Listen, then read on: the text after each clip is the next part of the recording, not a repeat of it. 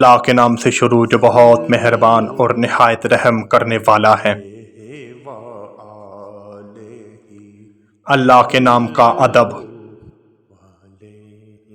ایک بزرگ حضرت بشر بن حافی رحمۃ اللہ علیہ سے پوچھا گیا کہ آپ اللہ کے ہاں مقبولیت کا کیا سبب ہے؟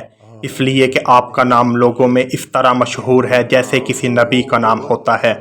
فرمانے لگے اللہ عز و جل کا فضل ہے، اس میں میرا کوئی کمال نہیں، میں ایک گناہ گار اور عیاش طبیعت آدمی تھا۔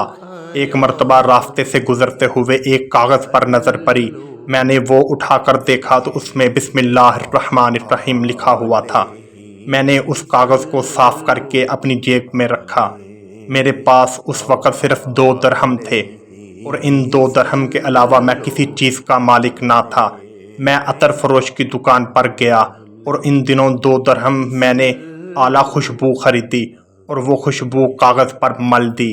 اس رات جب میں سویا تو خواب میں کسی کہنے والے نے یہ کہتے ہوئے سنا، اے بشر بن حافی، تو نے ہمارے نام کو راستے سے اٹھا کر صاف کر کے مطر کیا ہے، ہم تیرے نام کو دنیا و آخرت میں مطر کر دیں گے۔